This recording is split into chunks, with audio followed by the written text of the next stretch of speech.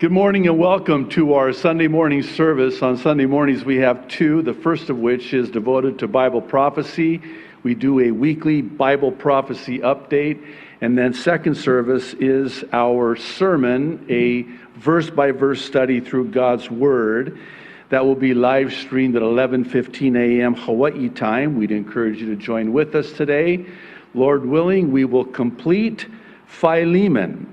And today I want to talk about some of the reasons that God allows adversity in our lives, especially during those times when it just doesn't seem to make any sense. And so that'll be second service.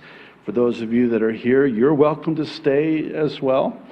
Now at least that you've got a parking spot, you don't want to lose that. So we'd encourage you to do so.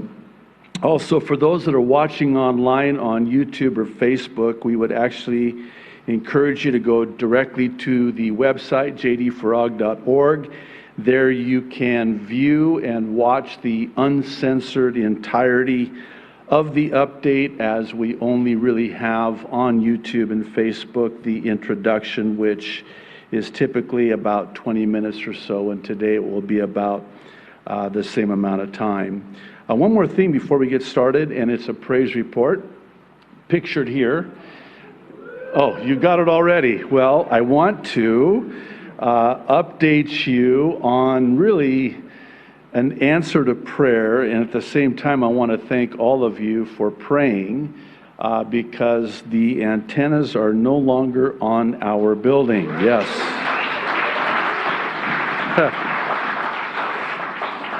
As only the Lord can, they have been removed, and now we are going to proceed with the repair on our roof.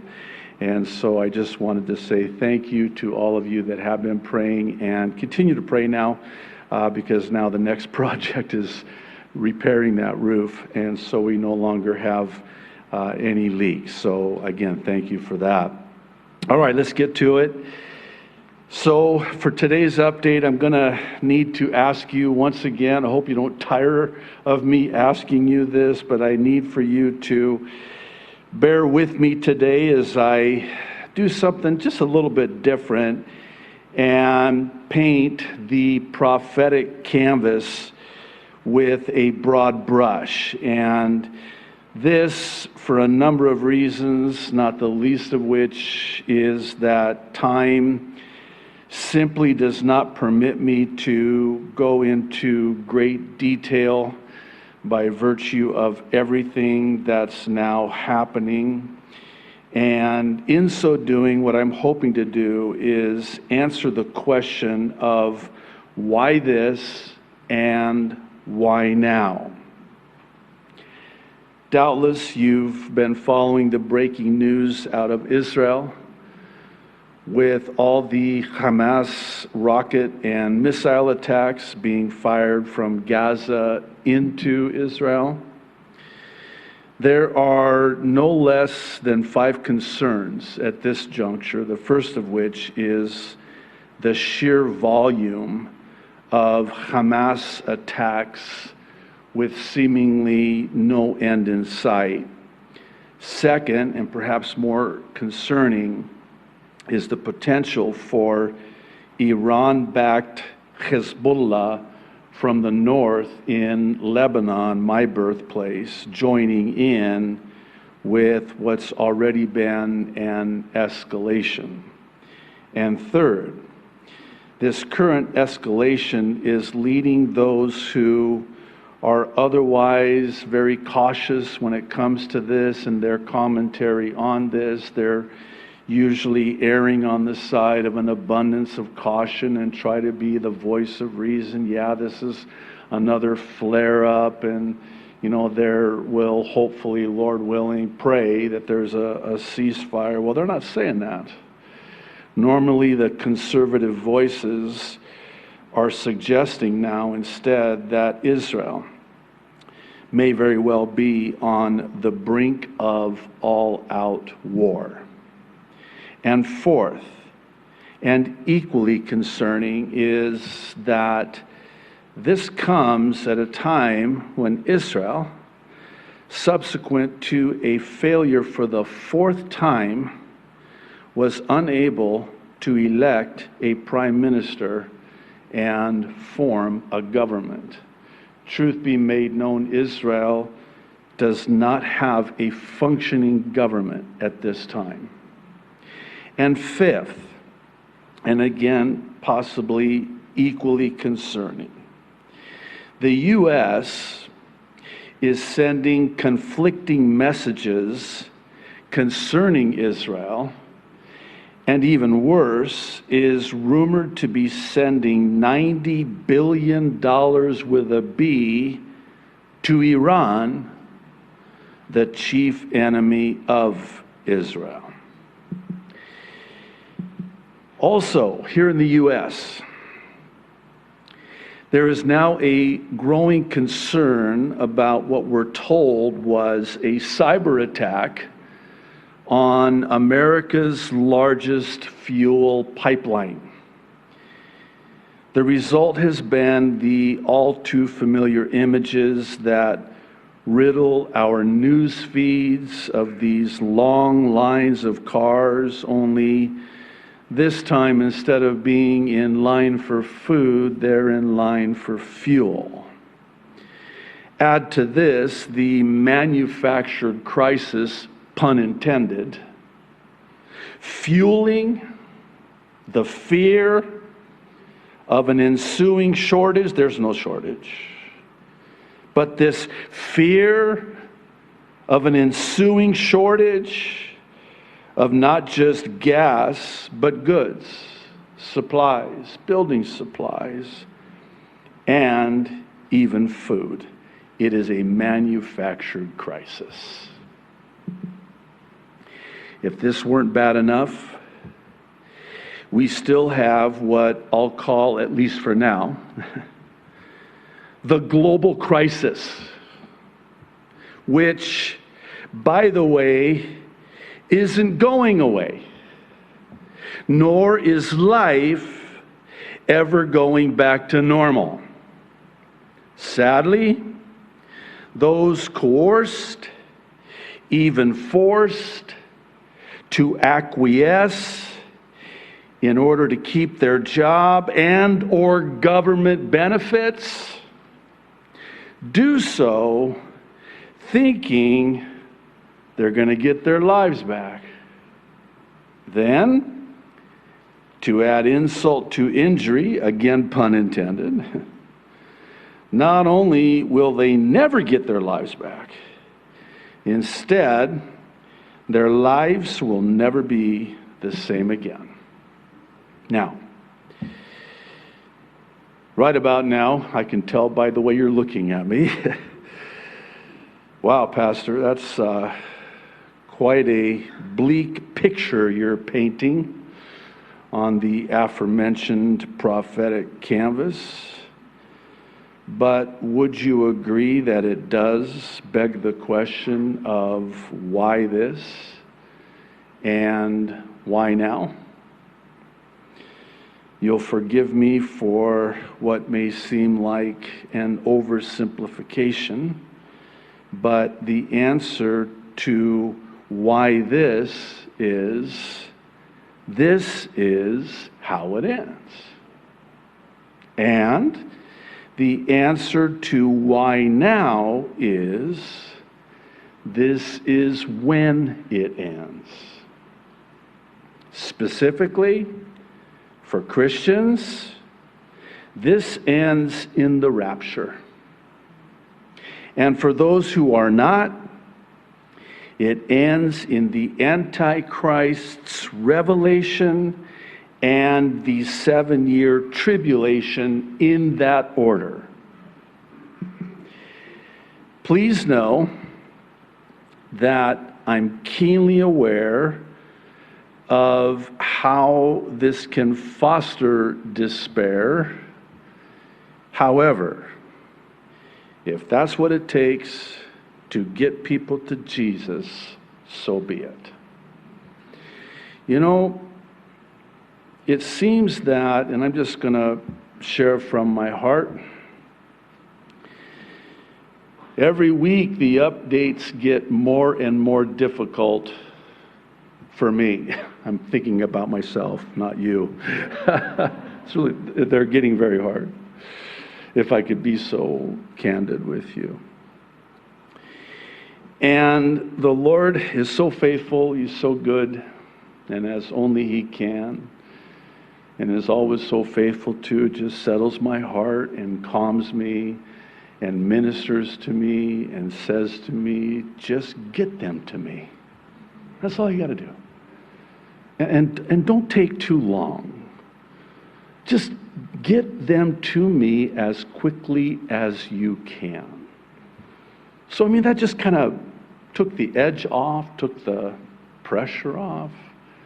And so I stand before you today, as is my privilege every week to do. And I just have a very simple message for you. Get to Jesus. And don't wait. Get to Jesus. Jesus and His soon return to rapture us as His bride is not only our blessed hope, it is our only hope.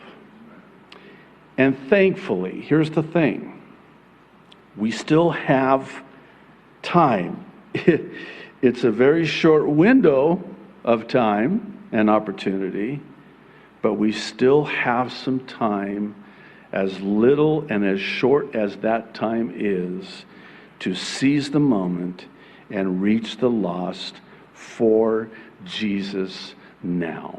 I think about in Israel, the Jewish people, they need Jesus. I think about the Arab people, my people, they need Jesus. Jesus is our only hope. When the Apostle Paul wrote to the church in Ephesus, it's recorded in Ephesians chapter 5, I want to read verses 15 and 16. He speaks to this. Listen to this. He says, be very careful then how you live, not as unwise, but as wise, making the most of every opportunity. Why? Because the days are evil.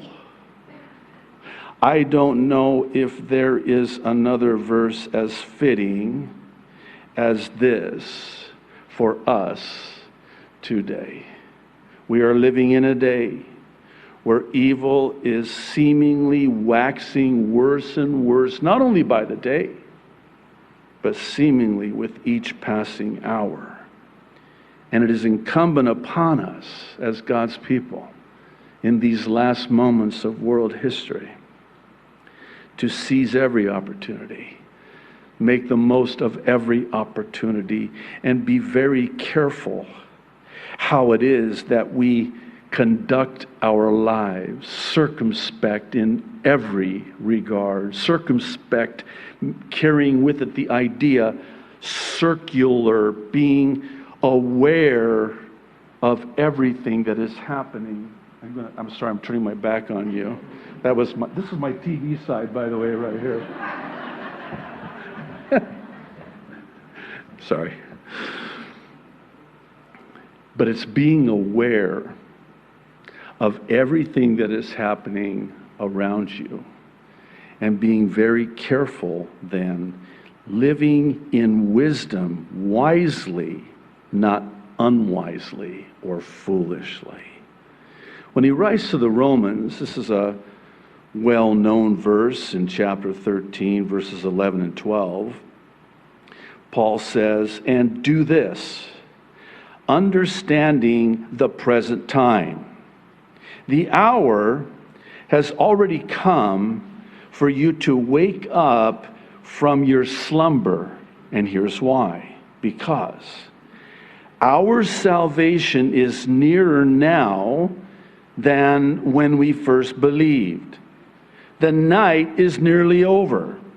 The day is almost here. So let us put aside the deeds of darkness and put on the armor of light. Listen to what Jesus said. It's recorded in John 8, verse 12. He said, I am the light of the world. Whoever follows me will never walk in darkness, but will have the light of life. Would you agree with me that the world is getting darker by the moment? But for those of us who know Jesus, we will never walk in darkness regardless of how dark the world is. Why? Because we have the light of life. Who's the light of life? Jesus. Psalm 119, 105. I love this verse, this psalm. Great psalm. Thy word, O Lord, is a light to my path, a lamp to my feet, to light the way in this world that is getting darker with each passing moment. Jesus is the light. I would humbly submit, and again, I'm asking if you'll just bear with me. I truly believe with all my heart that God is even now judging this dark world. And He's doing so people will let go of the world, especially His people, and follow Jesus as the light of the world. Now stay with me because we have a problem. The problem is, there are those who are saying that there's going to be this great revival, this great awakening. And the result is that many, and we're talking about Christians,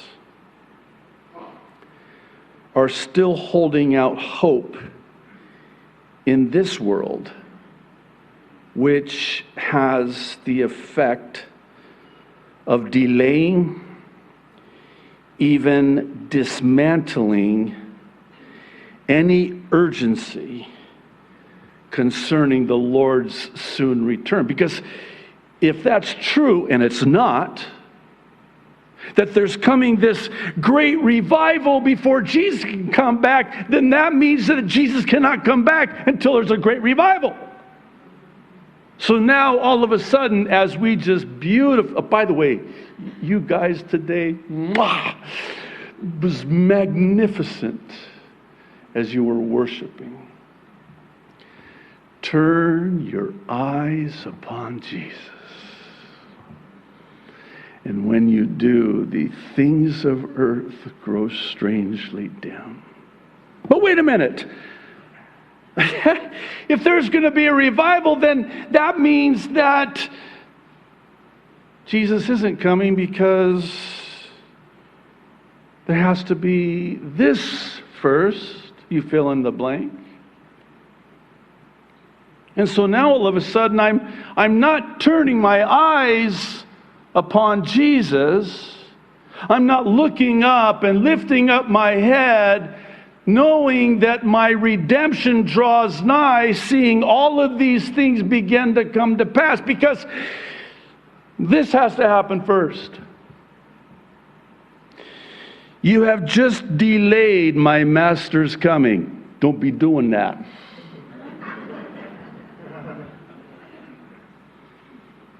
You probably already know where I'm going with this, so I'll just get to this. Matthew chapter 24. To me, one of the most astonishing of the parables that Jesus ever taught. It's at the end of Matthew 24. I'll begin reading in verse 45. Who then is a faithful and wise servant, whom his master made ruler over his household, to give them food in due season? Blessed is that servant whom his master, when he comes, will find so doing. Assuredly, I say to you, that he will make him ruler over all his goods. But, oh boy, if that evil servant says in his heart, my master is delaying his coming, no hurry, no worry, and begins to beat his fellow servants, and to eat and drink with the drunkards, the master of that servant will come on a day when he is not looking for him, and at an hour that he is not aware of, and will cut him in two and appoint him his portion with the hypocrites. There shall be weeping and gnashing of teeth. You know what the difference between these two servants was? The faithful servant was found faithful when his master returned because he lived his life believing that his master could return at any time. Conversely, the evil servant, by contrast, did not live his life in such a way because he did not believe that his master was going to come as soon as he did. So he's got plenty time. Party on. Eat, drink, be merry, no worry, no hurry. And then, when the master returns, he is completely caught off guard. Totally not expecting his master to return as soon as he did.